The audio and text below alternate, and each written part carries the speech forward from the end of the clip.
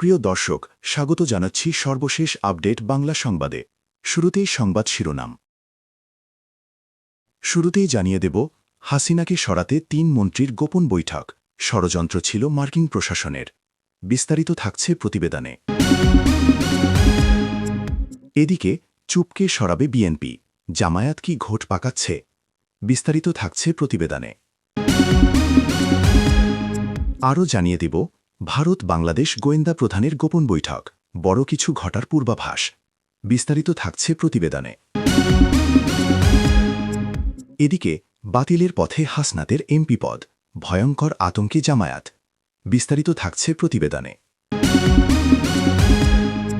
আরও জানিয়ে দেব, বঙ্গবন্ধু ও বাঙালি জাতি, মুক্তিকামী জনতার একচ্ছত্র কমান্ড ও স্বাধীনতার পদধ্বনি। বিস্তারিত থাকছে প্রতিবেদনে। এদিকে হাসিনার দল আওয়ামী লীগকেই সুবিধা পাইয়ে দিলেন তারিক রহমান। বিস্তারিত থাকছে প্রতিবেদনে। আরও জানিয়ে দেব, তুরস্ক সফরে খলিলুর, তুর্কি থেকে বাংলাদেশ ঢুকবে এয়ার ডিফেন্স। বিস্তারিত থাকছে প্রতিবেদনে। এবং সর্বশেষ জানিয়ে দেব, টার্গেট ছিল সূক্ষ্ম, ইউনুসকে খালাস করাই ছিল হাদি হত্যার মূল উদ্দেশ্যে। বিস্তারিত থাকছে প্রতিবেদনে। এতক্ষণ শুনছিলেন সংবাদ শিরোনাম, এবারে বিস্তারিত। তার আগে ভিডিওটি ভালো লাগলে এবং সর্বশেষ আপডেট পেতে চ্যানেলটি সাবস্ক্রাইব করুন। ধন্যবাদ। মির্জাফরদের শুধু ভারতেই পাওয়া যায় না, অন্যান্য দেশেও তারা থাকেন বাহাল তবিয়তে। ভারতের প্রতিবেশী রাষ্ট্র বাংলাদেশে পাওয়া গেল পিন মির্জাফরকে, যারা ডিপ স্টেটের সঙ্গে হাত মিলিয়ে হাসিনাকে ক্ষমতা থেকে সরিয়ে দিয়েছেন। কিভাবে হাসিনাকে ক্ষমতা থেকে সরিয়ে দেওয়ার প্লট তৈরি হয়েছিল, সেটা নিয়ে আগে দু-চার কথা। ভারতের গণমাধ্যম নর্থ ইস্ট নিউজ এই নিয়ে একটি প্রতিবেদন প্রকাশ করেছে, যেখানে সবিস্তারে তুলে ধরা হয়েছে হাসিনাকে কিভাবে তার ক্ষমতা থেকে সরিয়ে দেওয়া হয়েছিল। ২০২৪ সালের ৫ অগাস্ট বাংলাদেশের ইতিহাসে এক নাটকীয় পরিবর্তন ঘটে। ছাত্র জনতা পথে নামে, হাসিনাকে ক্ষমতা থেকে সরে যাওয়ার জন্য বাধ্য করা হয়। নর্থ ইস্ট নিউজের প্রতিবেদনে বলা হয়েছে, পুরোটাই ছিল ডিপ স্টেটের পরিকল্পনা। নর্থ ইস্ট নিউজের প্রতিবেদনে বলা হয়েছে, ২০২৪-এর ৫ অগাস্টের অনেক আগে থেকেই হাসিনা সরকারের ৩ মন্ত্রীর সঙ্গে যোগাযোগ রেখেছিল আমেরিকা। তাদের ওপর আমেরিকা রীতিমতো প্রভাব খাটিয়েছিল। শিক্ষার্থীদের আন্দোলন ঠেকাতে শেখ হাসিনা সরকার চূড়ান্ত ব্যর্থ হয়েছিল। কেন ব্যর্থ হয়েছিল তা বিশ্লেষণ করতে গিয়ে বেরিয়ে আসে ওই ৩ মির্জাফরের কথা। ৫ অগাস্ট রাতে হাসিনা ভারতে চলে যান, আর তার ৮ দিনের মাথায় ১৩ অগাস্ট রাতে ঢাকার সদরঘাট এলাকা থেকে ২ মির্জাফরকে গ্রেফতার করা হয়। নর্থ ইস্ট নিউজের প্রতিবেদনে বলা হয়েছে, এই ৩ মির্জাফর ২০২৩ সাল থেকে বাংলাদেশে ও বিদেশ কর্মরত এবং অবসরপ্রাপ্ত মার্কিন কর্মকর্তাদের সঙ্গে যোগাযোগ রেখে চলছিল। প্রতিবেদনে বলা হয়েছে, ডিপ স্টেট বাছাই করে এই ৩ জনকে টার্গেট করেছিল, যাদের হাসিনা কোনোভাবেই সন্দেহ করতে পারবে না। আওয়ামী লীগ নেতাদের সঙ্গে কথা বলে নর্থ ইস্ট নিউজ ২ ধরনের তথ্য তুলে ধরেছে। একটি তথ্য হল, ২০১৮ সালের ভোটে আওয়ামী লীগ সংখ্যাগরিষ্ঠতা পাওয়ার পর থেকে মার্কিন ডিপ স্টেট ক্ষমতার পট পরিবর্তনের পরিকল্পনা নিয়ে মাঠে নামে। অপর একটি সূত্র বলছে, হাসিনাকে ক্ষমতা থেকে সরিয়ে দেওয়ার পরিকল্পনা শুরু হয়েছিল এপ্রিল-মে মাসে। ওই সময় আমেরিকার পররাষ্ট্র দপ্তর এবং ঢাকায় তখনকার মার্কিন রাষ্ট্রদূত পিটার ডি হাস দক্ষিণ ও মধ্য এশিয়ার সহকারী বিদেশমন্ত্রী ডোনাল্ড লু অবাধ ও মুক্ত নির্বাচনের কথা বলেন। নর্থ ইস্ট নিউজের প্রতিবেদনে বলা হয়েছে, মার্কিন রাষ্ট্রদূত পিটার হাস, যার মুখে বারবার বাংলাদেশে গণতন্ত্র পুনঃপ্রতিষ্ঠার কথা বলতে শোনা যায়, তিনিও হাসিনা সরকারের উৎখাতের অংশ ছিলেন। ২০২৩ সালের সেপ্টেম্বরে শেখ হাসিনা শেষবার আমেরিকা সফর করেন। সেই সময় তিনি বুঝতে পেরেছিলেন, মার্কিন ডিপ স্টেট তাকে ক্ষমতা থেকে সরিয়ে দিতে চাইছে। বাংলাদেশের ত্রয়োদশ জাতীয় সংসদ নির্বাচনে বিএপি নিরঙ্কুশ সংখ্যাগরিষ্ঠতা অর্জন করেছে। দ্বিতীয় বৃহত্তম দল হিসেবে আত্মপ্রকাশ করেছে জামায়াত। সংসদে তারা বিরোধী দলের দায়িত্ব পালনে অঙ্গীকারবদ্ধ হয়েছে। প্রশ্ন উঠছে, ক্ষমতার পালাবদলের পর রাষ্ট্রপতি শাহাবুদ্দিন চুপ্পু কি তার পদে থেকে যাবেন, নাকি বিএপি তাকে সরিয়ে দেবে? জামায়াত এবং জুলাই জঙ্গিদের মধ্যে যারা সংসদে প্রবেশ করেছেন, তারা রাষ্ট্রপতি শাহাবুদ্দিন চুপ্পুর অপসারণের দাবি তুলেছেন, যদিও বিএপি সেই দাবিকে আমল দিতে নারাজ। এই প্রসঙ্গে শাহাবুদ্দিন চুপ্পুর সাম্প্রতিক অতীতে দেওয়া একটি সাক্ষাৎকারের উল্লেখ করা যেতে পারে। সেই সাক্ষাৎকারে রাষ্ট্রপতি শাহাবুদ্দিন চুপ্পুর মুখে শোনা যায় তারেক এবং বিএনপির প্রশংসা। রাষ্ট্রপতি বলেন, মূলত গণ অভ্যুত্থানের কিছু নেতার চাপে আমাকে অপসারণের উদ্যোগ নেওয়া হয়। এ বিষয়ে রাজনৈতিক দলগুলো নিজেদের মধ্যে দীর্ঘ আলাপ আলোচনা করে একটি সিদ্ধান্তে আসে। এমনকি অন্তর্বর্তী সরকারও একটা সিদ্ধান্তে এসেছিল। সেটা হলো, যদি রাজনৈতিক দলগুলো চায় আমি অপসারিত হই, তাহলেই শুধু আমি অপসারিত হতে পারি, নচেত নয়। পরে দেখা গেল যে এই ইস্যুতে দুটি গ্রুপ হয়ে গেল। গ্রুপে গ্রুপে মিটিং হলো, আলোচনা হলো। তারা বিভিন্ন দল ও জোটের কাছে গেল। তখন এরকম একটা অবস্থা ছিল, যে কোনো মুহূর্তে মেজরিটি হয়ে গেলেই আমি অপসারিত হয়ে যাব বা আমার মনস্তাত্ত্বিক দিক ভেঙে যাবে। তখন তারা আমাকে অনুরোধ করবে পদত্যাগের জন্য। সেই সঙ্গে তার সংযোজন, কিন্তু বিএনপি থেকে উচ্চ পদে আসীন নেতা আমাকে আশ্বস্ত করে বলেছিলেন যে আপনার প্রতি আমাদের সমর্থন আছে। আমরা সাংবিধানিক ধারাবাহিকতা অক্ষুণ্ণ রাখতে চাই। কোনো অসাংবিধানিক উপায়ে রাষ্ট্রপতিকে অপসারণের পক্ষে আমরা নই। আমি বলবো যে বিএপি ও তাদের জোট সঙ্গীরা একটা গ্রুপ হয়ে যায়, আর আরেকটা গ্রুপ হয়ে যায় তাদের আপনারা সবাই চেনেন, তবে তারা শেষ পর্যন্ত সফল হয়নি। উদ্যোগটা ব্যর্থ হল বিএপি ও তাদের জোটের কারণে। একটা বৃহত্তর রাজনৈতিক দল যে স্ট্যান্ডটা নিয়েছে, সেটাকে সরকার তখন সমর্থন করতে বাধ্য হল। বাংলাদেশের নির্বাচনে বিএনপির বিজয় এবং তারেক রহমান প্রধানমন্ত্রী হওয়ার পর থেকেই ভারতের সঙ্গে সম্পর্ক উন্নয়নের প্রচেষ্টা জোরদার করেছে ঢাকা। এই আবহে মার্চের শুরুতেই বাংলাদেশের শীর্ষ প্রতিরক্ষা গোয়েন্দা সংস্থা ডিরেক্টরেট জেনারেল অফ ফোর্সেস ইন্টেলিজেন্সের ডিজিএফআই এর প্রধান একটি উচ্চ পর্যায়ের বৈঠকে যোগ দিতে ভারত সফর করেছিলেন। তারেক রহমান সরকার ক্ষমতায় আসার পর এটিই প্রথম কোনো শীর্ষ কর্মকর্তার ভারত সফর ছিল। ভারতের গণমাধ্যম ইন্ডিয়ান এক্সপ্রেসের প্রতিবেদনে বলা হয়েছে, বাংলাদেশের নবনিযুক্ত ডিজিএফআই মহাপরিচালক মেজর জেনারেল কায়সার রশিদ চৌধুরী ১ থেকে ৩ মার্চের মধ্যে দিল্লি সফর করেছিলেন। সফরকালে তিনি ভারতীয় গোয়েন্দা সংস্থা রয়ের প্রধান পরাগ জৈন এবং মিলিটারি ইন্টেলিজেন্সের ডিজি লেফটেন্যান্ট জেনারেল আর.এস. রামনের সঙ্গে গুরুত্বপূর্ণ বৈঠক করেন। ২ মার্চ একটি ব্যক্তিগত নৈশভোজের সময় দুই দেশের গোয়েন্দা প্রধানরা গোয়েন্দা তথ্য ভাগ করে নেওয়া এবং নিরাপত্তা অংশীদারিত্ব গভীর করার বিষয়ে বিস্তারিত আলোচনা করেছিলেন। উল্লেখ্য, বাংলাদেশের মাটিতে ভারত বিরোধী কর্মকাণ্ড নিয়ে দীর্ঘদিন ধরেই উদ্বিগ্ন ছিল ভারত। নতুন সরকারের সঙ্গে মিলে এই চ্যালেঞ্জগুলি মোকাবেলা করাই ভারতের অগ্রাধিকার। এই নিরাপত্তা সহযোগিতার প্রথম বড় পরিণাম দেখা গেছে পশ্চিমবঙ্গে। রাজ্যের স্পেশাল টাস্ক ফোর্স এসটিএফ রবিবার ঘোষণা করে যে বাংলাদেশের রাজনৈতিক নেতা শরীফ ওসমান হাদির হত্যাকারীদের বনগাঁ থেকে গ্রেফতার করা হয়। ছাত্র জনতার প্রবল আন্দোলনের মুখে ২০২৪ সালের ৫ অগাস্ট ভারতে চলে যান শেখ হাসিনা। তখন থেকে তিনি নয়া দিল্লিতেই অবস্থান করছেন। তার সরকারের পতনের মাধ্যমে ক্ষমতায় আসা মোহাম্মদ ইউনূসের অন্তর্বর্তী সরকারের সঙ্গে তখন থেকে ভারতের টানাপোড়েন চলছে। শেখ হাসিনা ফেরত চেয়ে প্রথম থেকেই বিচারের মুখোমুখি করতে চেয়েছে অন্তর্বর্তী সরকার, আনুষ্ঠানিকভাবে চিঠিও দিয়েছে। তবে এ বিষয়ে ভারত কোনো পদক্ষেপ নেয়নি। এ নিয়ে দুই দেশের সরকারের মধ্যে সম্পর্ক শীতল হয়েছে। বিক্ষোভ, পাল্টা বিক্ষোভ সহ নানা ঘটনার পরম্পরায় একই দিনে পাল্টাপাল্টি হাইকমিশনার তলবের মতো ঘটনাও ঘটেছে। প্রতিবেশী দুই দেশের মধ্যে বাড়তে থাকা এই দূরত্বের মধ্যে গত কয়েক মাসে বিএনপি নেতৃত্বাধীন নতুন সরকারের সঙ্গে সম্পর্ক এগিয়ে নেওয়ার একাধিক বার্তা দেয় নরেন্দ্র মোদী সরকার। বিএনপির তরফেও ইতিবাচক হওয়ার আভাস দেওয়া হয়। হাসনাত আবদুল্লার এমপি পদ কি বাতিল হয়ে গিয়েছে? বিভিন্ন গণমাধ্যমের প্রতিবেদন অনুসারে কুমিল্লা ৪ আসনের এই প্রার্থী এবং জামায়াতের বেশ কয়েকজন প্রার্থীর এমপি পদ বাতিল করা হয়েছে। রাষ্ট্রপতি শাহাবুদ্দিন চুপ্পুর আদেশক্রমে সংসদ সচিবালয় থেকে এই সংক্রান্ত একটি বিজ্ঞপ্তি জারি করা হয়েছে। সংসদ ভবনে প্রথম অধিবেশন শুরু হবার পরেই এমপি বাতিলের ঘোষণা করা হয়।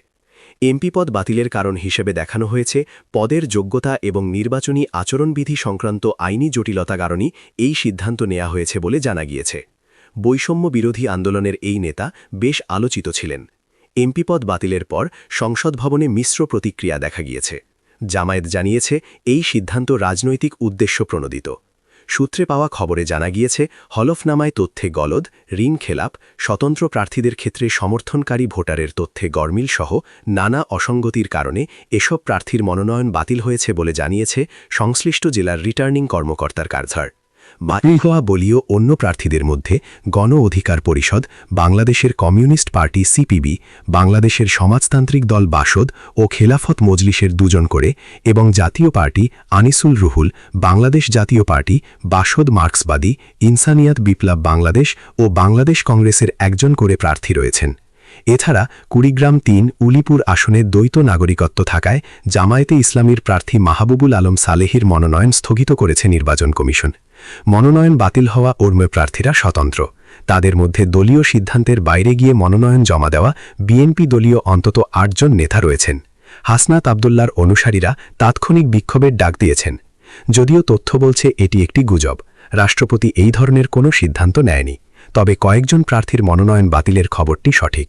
তবে হাসনাতের এমপি বাতিল নিয়ে গুজব তৈরি হওয়ার কারণ রাষ্ট্রপতি শাহাবুদ্দিন চুপ্পুর ভাষণের সময় জামায়াত এবং এনসিপির সদস্যদের তীব্র প্রতিবাদ। বৃহস্পতিবার সংসদ অধিবেশন শেষ হওয়ার পর হাসনাত আবদুল্লাহ সামাজিক যোগাযোগ মাধ্যম ফেসবুকে একটি স্ট্যাটাস দেন। তিনি মাত্র 3টি শব্দ ব্যবহার করেন, গেট আউট চুপ্পু। ১৯৭১ সালের মার্চ মাস ছিল বাঙালি জাতির সহস্র বছরের ইতিহাসে সবচেয়ে উত্তাল এবং মহিমান্বিত সময়। ৭ মার্চের সেই কালজয়ী ভাষণের পর থেকে গোটা পূর্ব পাকিস্তান চলত কেবল একটি নাম এবং একটি তর্জনীর ইশারায়। তিনি জাতির পিতা বঙ্গবন্ধু শেখ মুজিবুর রহমান।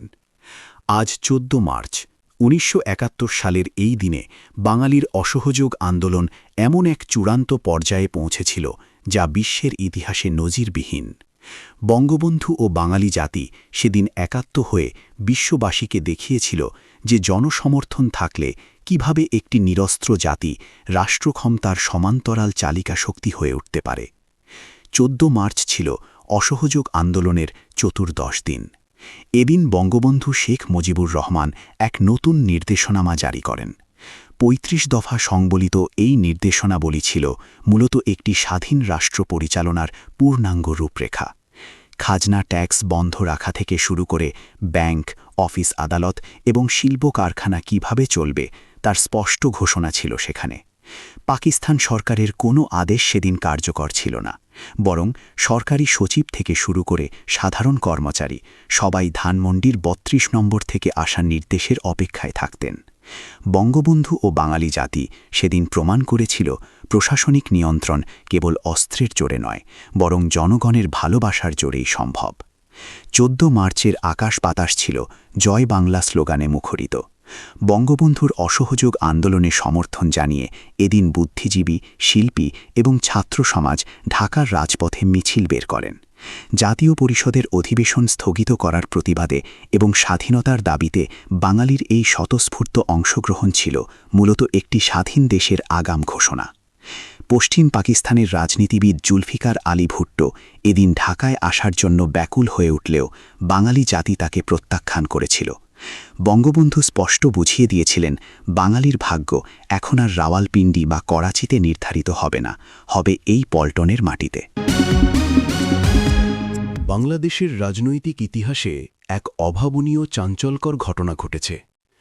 ত্রয়োদশ জাতীয় সংসদ এক বিরল ঘটনার সাক্ষী থাকল। নবনির্বাচিত সংসদ সদস্যদের শপথগ্রহণ এবং প্রধানমন্ত্রী হিসেবে দায়িত্ব গ্রহণের পর জাতির উদ্দেশ্যে দেওয়া ভাষণে তারেক রহমান বঙ্গবন্ধু শেখ মুজিবুর রহমানকে নিয়ে নতুন এক রাজনৈতিক ও ঐতিহাসিক দৃষ্টিভঙ্গি তুলে ধরেছেন। বক্তব্যের একটি অংশে শেখ মুজিব কেবল একটিমাত্র দলের নেতা ছিলেন না, তিনি ছিলেন এই ভূখণ্ডের অন্যতম প্রধান সংসদ সদস্য। তিনি ছিলেন গণতান্ত্রিক আন্দোলনের পুরোধা। তারেক বলেন, বাংলাদেশের সংসদীয় রাজনীতির সূচনায় শেখ মুজিব একজন সংসদ সদস্য হিসেবে যে ভূমিকা পালন করেছিলেন তা ইতিহাসের অবিচ্ছেদ্য অংশ। আমাদের উচিত ইতিহাসের সত্যকে সাহসের সঙ্গে স্বীকার করা। তারেক আরও বলেন, জাতির পিতা হিসেবে বঙ্গবন্ধুর অবস্থানকে দলীয় সংকীর্ণতার ঊর্ধ্বে রাখা প্রয়োজন। শপথগ্রহণ অনুষ্ঠানে তারেক জিয়ার মুখে বঙ্গবন্ধুর প্রশংসা শুনে অনেকেই বিস্ময় প্রকাশ করেছে। রাজনৈতিক বিশ্লেষকদের মধ্যে ব্যাপক চাঞ্চল্য তৈরি করেছে। দীর্ঘ কয়েক দশক ধরে বাংলাদেশের প্রধান দুই রাজনৈতিক দলের মধ্যে আদর্শের একটি দেওয়াল ছিল। এই বক্তব্য সেই দেওয়ালে বড় ধরনের ফাটল ধরিয়েছে বলে মনে করছেন রাজনৈতিক বিশ্লেষকেরা। বিএনপির শীর্ষ নেতৃত্ব থেকে বঙ্গবন্ধুর এমন অবদানের কথা স্মরণ এবং তার অবদানকে স্বীকৃতি সাম্প্রতিক অতীতে কেন কোনো কালেই হয়নি। বিএনপি স্বীকার করে না মুক্তিযুদ্ধে শেখ মুজিবের আত্মত্যাগের কথা। তাদের মতে মুক্তিযুদ্ধে সবথেকে বেশি অবদান রয়েছে জিয়াউর রহমানের। অনেকে মনে করছেন তারেক রহমান এখন আর সেই প্রতিহিংসার রাজনীতি থেকে সরে আসতে চাইছেন। তারেকের বক্তব্যকে অনেকে জাতীয় ঐক্য গঠনের একটি প্রয়াস হিসেবে দেখতে চাইছেন। তারা এটিকে মাস্টার স্ট্রোক হিসেবে দেখছেন। তাদের মতে তারেক রহমান বঙ্গবন্ধুর সংসদীয় ও জাতীয় পরিচয়কে স্বীকার করে নিয়ে আওয়ামী লীগের একক রাজনৈতিক আধিপত্যকে চ্যালেঞ্জ জানিয়েছেন। সংসদ সচিবালয়ের নথিপত্রে বঙ্গবন্ধুর নাম একজন সংসদ সদস্য হিসেবে যেমন লিপিবদ্ধ আছে, ঠিক তেমনি তারেক রহমান সেই সত্যকে জনসম্মুখে এনে দেশের নতুন প্রজন্মের কাছে একটা ভারসাম্যপূর্ণ বার্তা দিতে চাইছেন। শপথগ্রহণ অনুষ্ঠানে জাতির পিতা বঙ্গবন্ধুর প্রতি তারেক রহমানের আকস্মিক সম্মান প্রদর্শনের ঘটনায় উত্তাল হয়ে উঠেছে বিএনপি। বঙ্গবন্ধুর প্রতি তারেক রহমানের শ্রদ্ধাকে তার দলের কট্টরপন্থী ও তৃণমূল স্তরের নেতাকর্মীরা মেনে নিতে পারছেন না।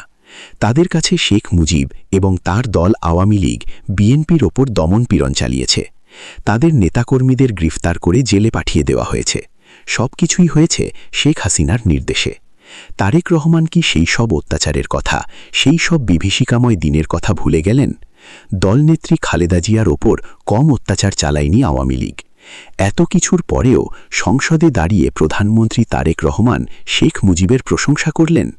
কি করে তিনি বলেন, বাংলাদেশের সংসদীয় রাজনীতির সূচনায় শেখ মুজিব একজন সংসদ সদস্য হিসেবে যে ভূমিকা পালন করেছিলেন তা ইতিহাসের অবিচ্ছেদ্য অংশ। আমাদের উচিত ইতিহাসের সত্যকে সাহসের সঙ্গে স্বীকার করা।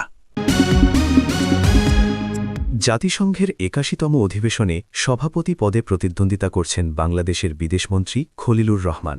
প্রার্থী পদের প্রচারে তিনি গিয়েছেন তুরস্ক। তুরস্ক থেকে খলিলুর রহমান যাবেন আমেরিকা। আঙ্কারা এবং নিউ ইয়র্কে দুই দেশের শীর্ষ কর্তাদের সঙ্গে তার বৈঠক করার কথা। সূত্রে পাওয়া খবরে জানা গিয়েছে, আঙ্কারায় তুরস্কের বিদেশমন্ত্রী হাকান ফিদানের সঙ্গে তার বৈঠক হওয়ার কথা।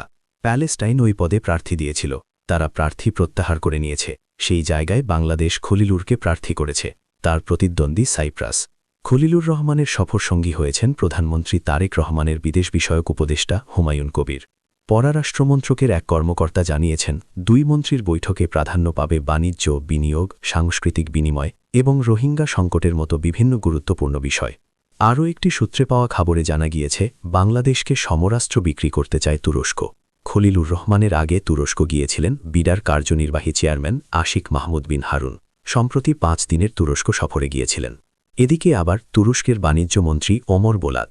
ঢাকার সঙ্গে আঙ্কারা সামরিক সম্পর্কের সূচনা হয়েছিল শেখ হাসিনার আমলে। তুরস্কের প্রেসিডেন্ট রিসেপ এরদোয়ান সরকার বেরাক্টার TB2 আর সোনগার ড্রোন বাংলাদেশকে বিক্রি করতে চাইছে। গত বছর বাংলাদেশে এসেছিল তুরস্কের এক প্রতিনিধি দল। খলিলুর রহমানের তুরস্ক সফরের মধ্যে দিয়ে বৃত্তটি সম্পূর্ণ হতে চলেছে। এরদোয়ানের দেশ থেকে TRG-300 multiple launch rocket system কিনেছিল বাংলাদেশ সেনা। বাংলাদেশ নৌসেনার জন্য তুরস্ক থেকে ARES-150 দ্রুতগতি নৌযান ক্রয়ের একটি চুক্তি হয়েছিল। 2024-এর 5 অগাস্টের পর মোহাম্মদ ইউনুসের সরকারের সঙ্গে নৈকট্য বাড়িয়েছিল তুরস্ক। ইউনুস নেতৃত্বাধীন অন্তর্বর্তী সরকার পাকিস্তানের পাশাপাশি তুরস্কের সঙ্গে নৈকট্য বাড়ায়। এবছরের গোড়ার দিকে 26টি তুলপার লাইট ট্যাঙ্ক কেনার বিষয়ে দুই দেশের মধ্যে প্রাথমিক সমঝোতা হয়েছে। ঢাকা বাংলাদেশ সরকারের এক পদস্থ কর্তা বলেছেন, বিশ্ববাজারে এখন কামান ও গোলাবারুদের যথেষ্ট চাহিদা রয়েছে। বাংলাদেশ দীর্ঘদিন ধরে বিদেশ থেকে যুদ্ধাস্ত্র আমদানি করেছেন। এবার তারা রপ্তানির পথেও হাঁটার সিদ্ধান্ত নিয়েছে।